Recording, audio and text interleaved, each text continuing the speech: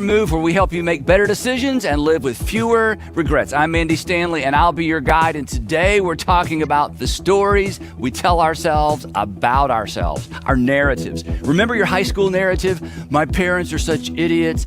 School's such a waste of time. And then you grew up and you realize my parents aren't idiots, and school was definitely not a waste of time. But as adults, we tell ourselves similar things. They don't care, it doesn't matter, it won't make any difference. Or how about this one? I don't do exercise, right? The problem with these narratives is that they become excuses and they set us up to become our own worst enemies. So let's stop with all the false narratives, and today I'll tell you how right here on Your Move.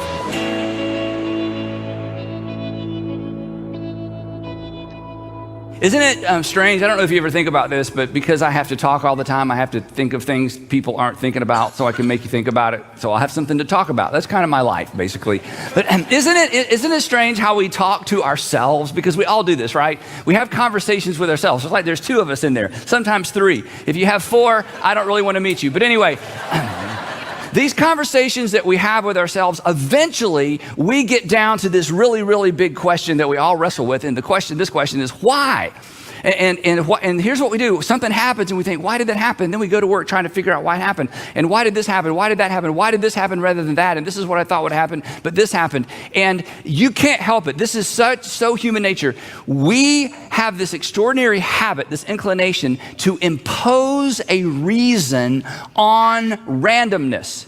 We impose a reason on it. Something happens that doesn't make sense, and our minds just go to work trying to make sense out of randomness. And what we do is we create a narrative. We create our own narrative to make sense of things, right? We create a narrative to make sense of things. In fact, the worse the incident and the more personal the incident, the harder you work and the harder I work to make sense out of that. Because what's undeniable, regardless of your worldview, what's undeniable is that we create and often abide by our self-imposed narratives, whether they are accurate or not, whether they reflect reality or not. And this can be a problem. This can be a problem. In fact, this can lead you, as you have already experienced in your life. This isn't going to be new. I'm just going to put words around something you've already experienced.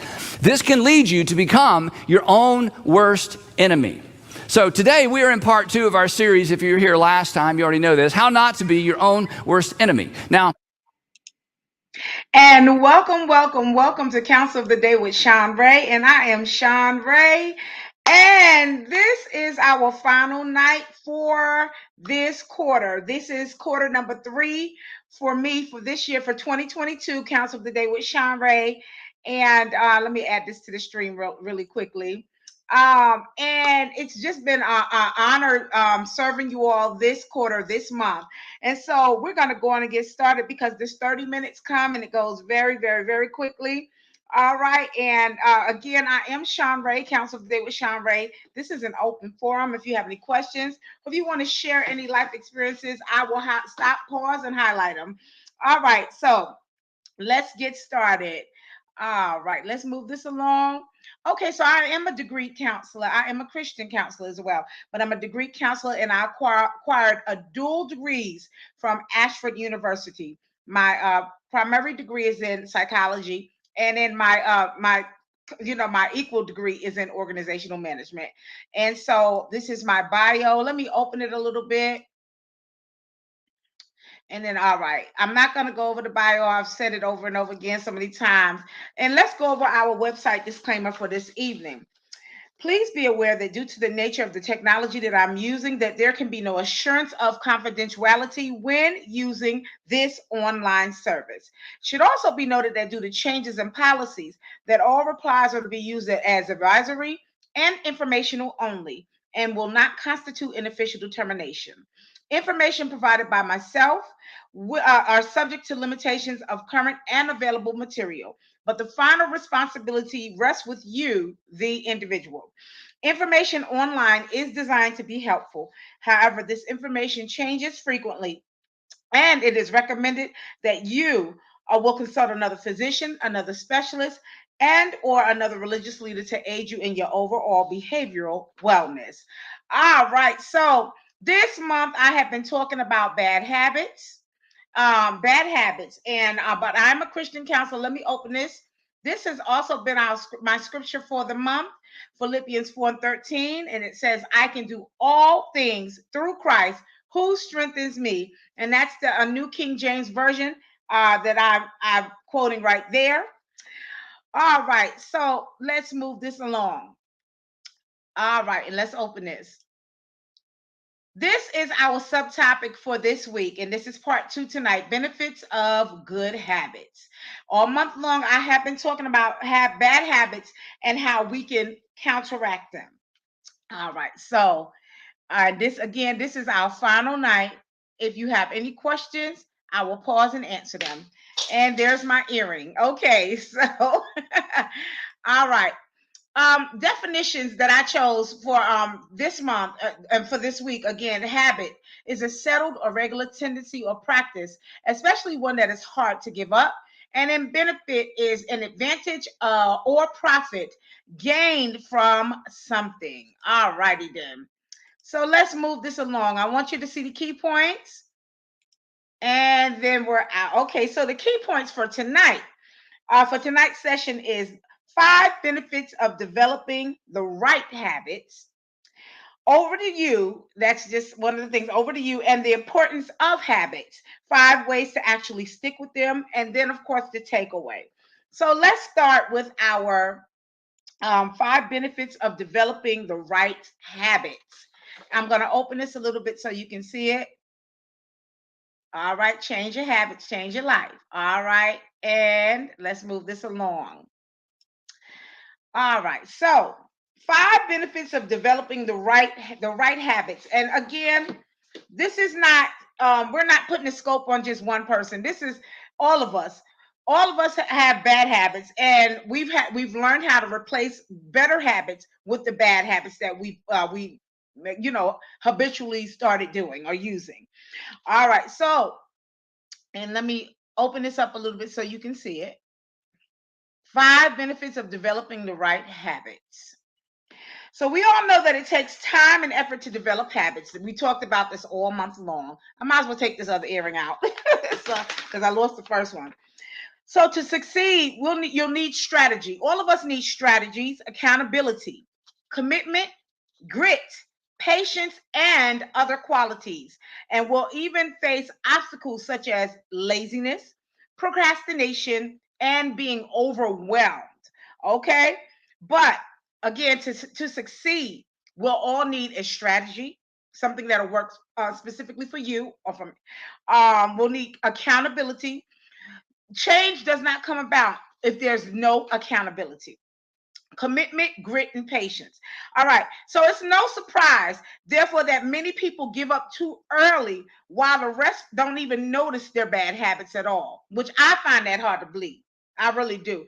I believe that everybody have noticed their bad habits. Some people just overlook them, or they choose to overlook them and say whatever. And there's nobody perfect, and that's what people, not a lot of times say. So with all this talk about bad habits or habits, we might be wondering what's really in it for you? What's in it for me? And why should you bother with it in the first place about changing your bad habits? And so aside from feeling accomplished, cultivating self-discipline and being more intentional about your thoughts and actions, here are five benefits of developing the right habits and making them stick. Number one, let's move this along. Number one is, and I'm going to open this. Okay, the right habits help you reach your goals. So having the right habits help us reach our goals. And whether our goal is to start and grow a business, publish a best-selling book, buy a house, or anything else, big goals like these don't happen overnight. Okay, the good news is that this is where habits do come in handy, because habits are activities that have become automatic, consistent, and less difficult for anyone to do.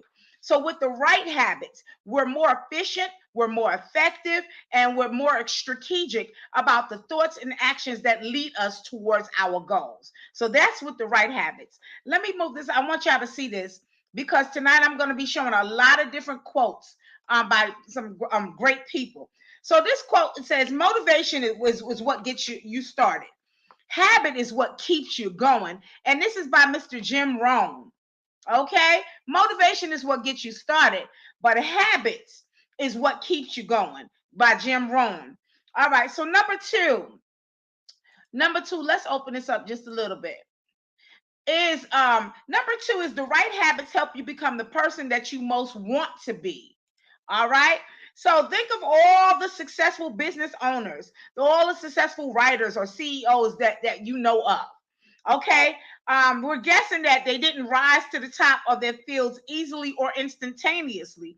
And we also bet that whatever that they aren't inspired, or whenever they face challenges, or whenever they simply don't feel like it, they still show up day in and day out, whether they feel like it or not. I'm gonna pause here.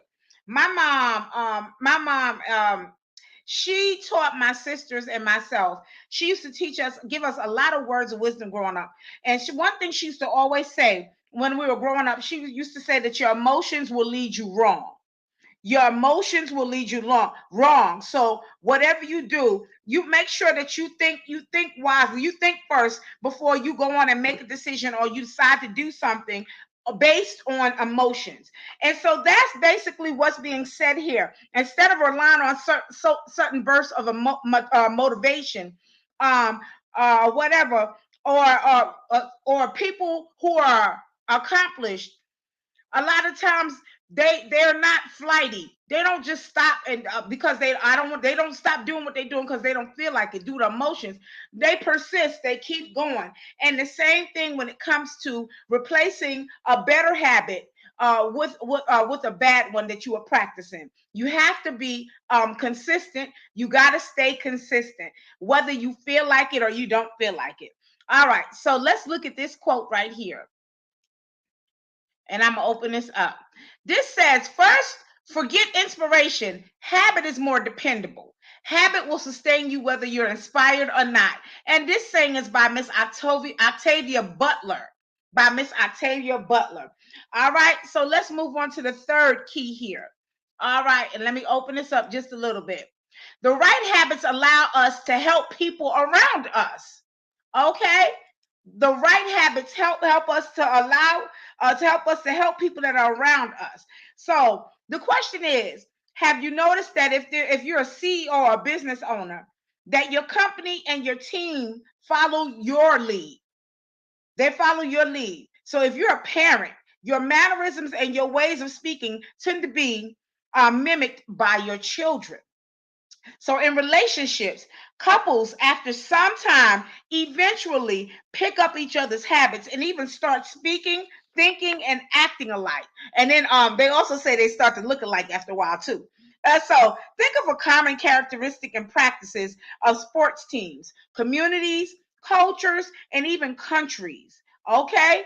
Well, you don't want to call them stereotypes, but there's no denying that what you do regularly, aka your habits, can and will influence other people around you. Developing the right habits, therefore, is a surefire way to help or affect other people and help others, and more importantly, lead by example. Let me give you an example. Anyone that's close to me, they know when I do this a lot. I go, I do that a lot. You know, when I'm comfortable, that's what I do. So I noticed when I on my job, I used to do private duty, but I noticed on my job, I used to work with clients and take care of them, and I noticed that my clients started doing that too. Started doing the same thing, and this is what this is talking about right here. That your habits really do what you do habitually. It starts to influence the people that are around you. Okay, on regular basis. All right, so let's look at the saying for this. There's the quote for this, and let me open this up. Your net worth to the world is usually determined by what remains after your bad habits are subtracted from your good ones. And Benjamin Franklin is the one who quoted this. And we know Benjamin Franklin was a very, very, very accomplished man. Very, very. We know him for his the kite and electricity and all of that. But he was a very smart man. He was very consistent. We know him for never giving up, and then actually accomplishing his goals with that. All right, so let's look at number 4. The fourth key. I'll open this a little bit. It says the right habits increase the overall quality of our lives. The right habits increase the overall quality of our lives. So there are certain habits that have the power to affect more than one aspect of your life, and they're called keystone habits. These are correlated to other good habits, which means that improvement in one area has the potential to be carried over to other areas. For example, exercise, which yields health and fitness benefits, but will also improve your productivity, your time management, energy management, mental health, etc. Furthermore, 2 or more habits create routines: morning routines, evening routines, Sunday night routines, end of the workday routines, etc. And these routines that help us be more efficient and effective and allow us to have highly productive days on a consistent basis. Now, the authors or the theorists that I've been highlighting this month, they have been using exercise, for example, a lot of examples throughout this month. And we know that the benefits, they really do roll over. I noticed when I slack off walking or being, active, exercising, I'm a little more sluggish. And I walk slower. I take a little bit longer to get things done. But when I exercise, when I'm more active, it seems like my energy level is up, and it's not seem like I know that my energy level is up. So this is the things that this theorist was talking about here. The right habits increase the overall quality of your life. All right, so let's look at the quote for this, and I'm going to open it up. It says, "We are what we repeatedly do. Excellence then is not an act, but a habit." And this is by Will Durant, based on Aristotle's teachings. Okay, and Aristotle was a great, great theorist. Virtue theory, that I follow virtue theory with Aristotle. All right, so let's move on to number 5, the fifth key here. And then we're going to keep going with some different things. Oh, so let me open this up here. Number 5 says the right habits help you reap lifelong benefits. The right habits help you reap lifelong benefits. So, with all the previous benefits that was mentioned above, these will not be one-time occurrences because of habits. Since habits are whatever activity you do consistently, you get to continue, 1, to accomplishing goals after goals, 2, being the person that you most want to be, 3, helping people around you, and 4, increasing overall quality of life. So as the theorist mentioned in the beginning of the order of this article, you feel more accomplished, you cultivate self-discipline, you'll be more intentional. But thanks to habits, you get to reap these benefits for years and for years to come when you put in practice good or better habits. Let's look at the quote now that comes behind this, the fifth key. It says you'll never change your life until you change something you do daily. The secret of your success is found in your daily routine. And this is by John C. Maxwell. Very well-known person by John C. Maxwell. So let's move on to the overall. And let me open this up. The importance of habits. Okay, did I not do the overall? Okay, let me pull this back. I know I did the overall. All right. Well, let me read it. Anything worth accomplishing doesn't materialize overnight. So we all know that it's not about what you do once in a while. It's all boils down to what you do on a daily basis, consistently and habitually. So obviously, this means that it'll take time and effort on your part and my part. But since we've reached the end of this article, hopefully people have been convinced that switching bad habits out for good ones will be worthwhile. Developing the right habits and making them stick will help me reach our goals and become the people or the person that you most want to be, influence the people around you, increase the overall quality of your life, and also reap lifelong benefits. Let me show you this final quote with this. And I guess I didn't put it in here. And it says, we are our own potters, for our habits make us, and we make our habits. And that's Frederick Langbridge. I'm going to say this again. We are our own potters, for our habits make us, and we make our habits. So, and this is by Frederick Langbridge. My mom, again, and I'm going to talk about her probably a lot this evening. She used to teach my sisters and myself, always gave us good words of wisdom. She said, people will know you by they will know you by your word and by your actions. And she said, when you break your word, people will know you for being a liar or a non-truth teller. And your actions, if your actions are out of control, they will know you for that as well.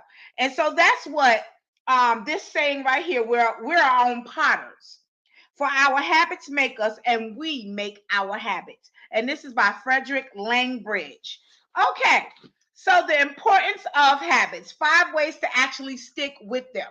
All right, and I wanted to really highlight this on tonight, the importance of habits and 5 ways that we can actually stick with them. Okay, so the importance of this, we are what we repeatedly do.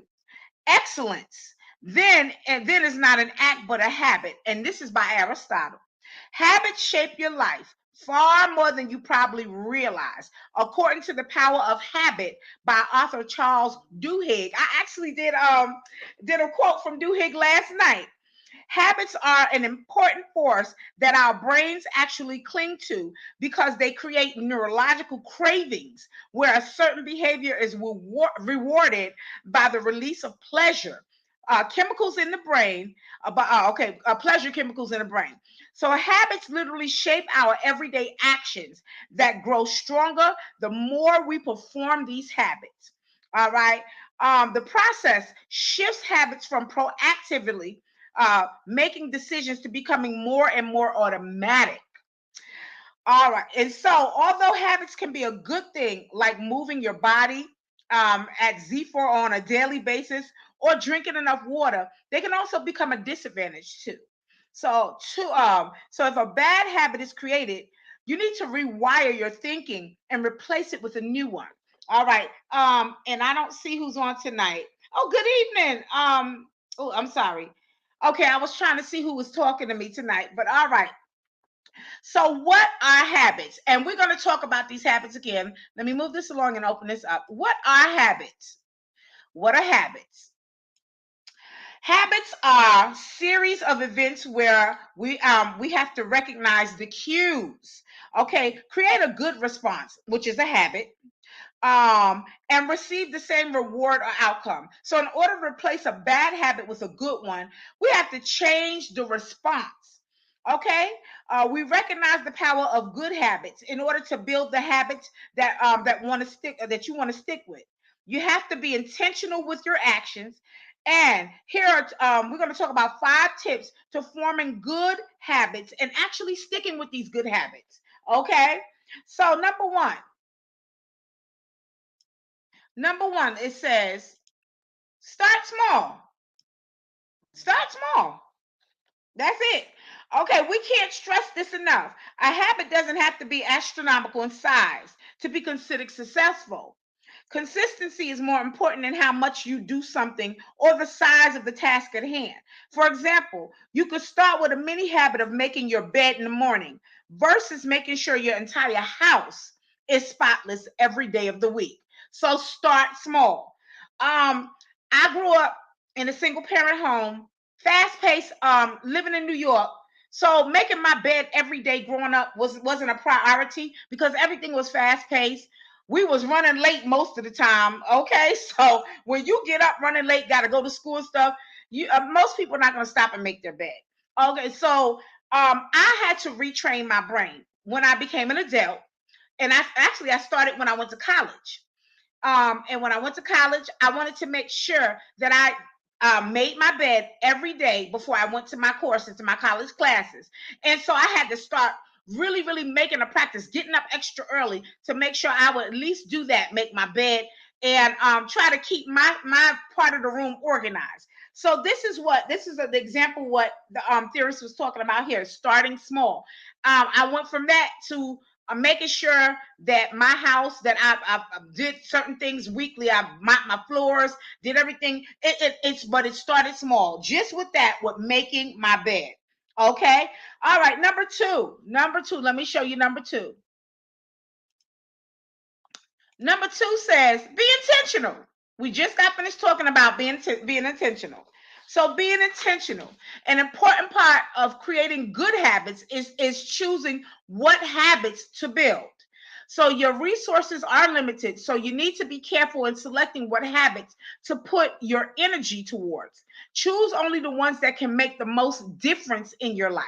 Okay, for example, choosing a class time that fits with your schedule rather than a class for which you have to move around your entire calendar.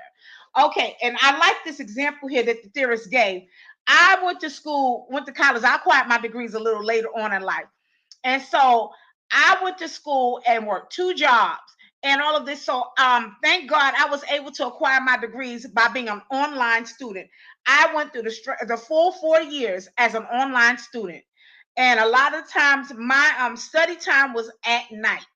When people were sleeping, I was up drinking coffee, studying, doing everything, preparing for my test for the next day. And so this is an example that the theorist gave. You know, if you're going back to school, and make sure that you choose the school and courses that work best for your life, your lifestyle. All right, so number three, because this time is moving. Number three, if you have any questions, this is an open forum. If you have any questions or you will have any comments, feel free. I will pause and I will highlight them. Number three, let me open this up. I skipped over the 4. Celebrate every victory. And, most people, they don't do this. People, we're so hard on ourselves, but this is very important. Celebrate every victory. Okay, having a system in place that can give you a sense of accomplishment is important to keep you motivated in the long run. So by celebrating your tiny wins, you'll start to create those feel good responses well before the actual habit is formed.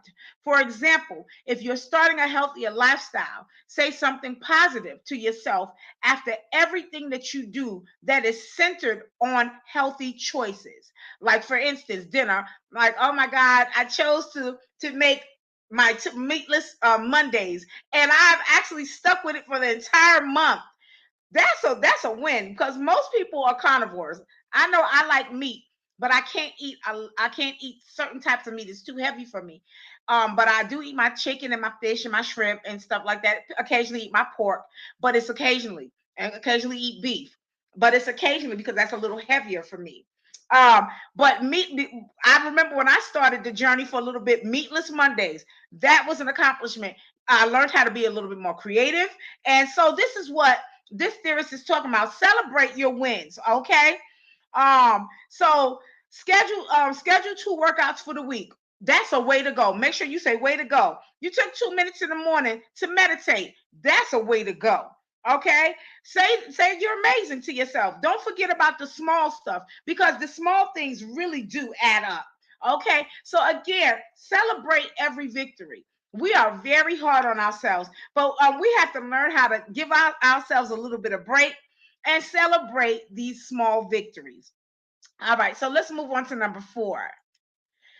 Number 4, and let me open this up. Number 4 says to partner up. If you can, partner up. All right, so one of the greatest things to do to form good habits is finding a friend to hold you accountable. Again, change only comes first with accountability. All right, so accountability can go a long way and allow you to create stronger habits when you feel supported. For example, snag a workout buddy. Okay, um, needed, which helps you give more incentive. All right, so find your workout buddy.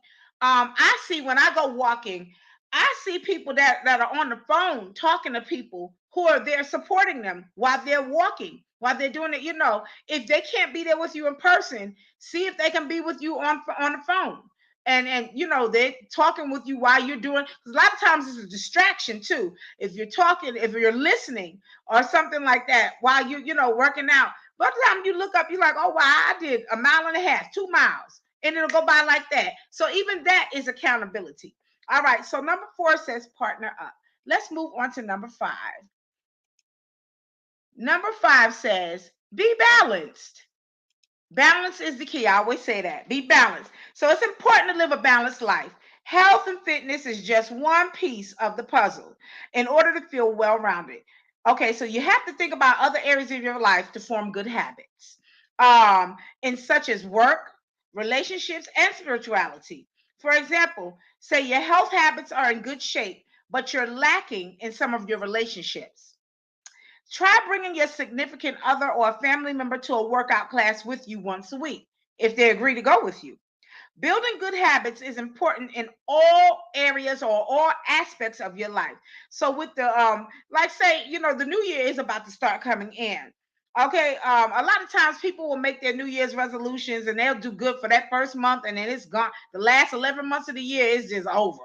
Okay, that's why we got to start small. Start small. We start small. We can continue and build and continue to do these things at a longer duration, and it'll start becoming a part of you. All right, so that has been this for this evening. We talked about ways that you can change your habits, and then ways that we can actually, this is the 5 keys, the ways that we can stick to the habit changes. I want to move this on to the quote for tonight. Let me see if you can see this. Let's open this up. The takeaway is, and these are 2 different quotes that I wanted to leave you all with. Number 1 says, the chains of habit are too light to be felt until they're too heavy to be broken. And that's by Samuel Johnson. I'm going to say that again.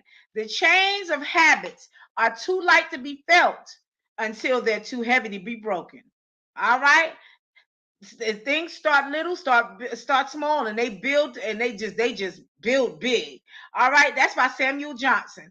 And then but the trick to success is to choose the right habit and bring just enough discipline to establish it. And that's by Gary Keller and Jay Papasan. All right, the trick to success is to choose the right habit and to bring just enough discipline to establish it. All right, so let's move this along. This is my website page. This is where I got my theories from this tonight. I always show where I got my theories from. The theories that I always present and I teach it, I do my sessions on, are long-term or longitudinal theories, which means that they are established. The studies have been established for 10 years or more. Okay, now let's move this along because my time is up, guys. Let me magnify this. All right. If there is a past counsel of the day with Shanrae that you've missed or you just want to rewatch, feel free to go to my YouTube channel at Shanrae Price. Please like, share, subscribe, and then go on and choose any past series that you want to watch. They're all there. Okay, they're all there. All right, let's move this along. I am a professional one on one counselor and I offer professional one on one counseling services. So if you're interested in it, in my services, feel free to contact me via Facebook Messenger at Shanrae Price or via my email address at shanrae@gmail.com. I'm a lifestyle strategist and my aim is to aid you in your life's goals and your life's dreams. All right. And this is when y'all see me. I will resume my last and final quarter of Counsel Today with Shanrae, November 2022. I would like to thank you all again for participating this month, this quarter in Counsel of the Day with Shanrae. I am Shanrae, and it's always an honor. This is how I give back. I am a degree counselor. I've been a degree counselor for the last 10 years. The last 10 years. And this is my way to give back. I do it 4 times a year. I do it every 3 months for 1 month for 2 nights a week, 30 minutes segments at a time. And I enjoy. I'm like I said, I'm an optimist and I see things the glass halfway full. And I know that we can overcome anything that we've experienced, anything negative in our lives. Again, I want to thank you again for participating with Counsel Day with Shanrae. I'm Shanrae. I will see you all November 2022. I want to end it with this saying. This is a saying that I grew up, my grandfather had us saying growing up, and I want to end it tonight. And it says that I have to live with myself and the things that I've done. And I don't want to come to the setting sun and hate myself for the things that I've done. And then he would add, because we're Christians, but as for me and my house, we will serve the Lord. This has been Counsel Today with Shanrae. Good night, everybody. Bye bye.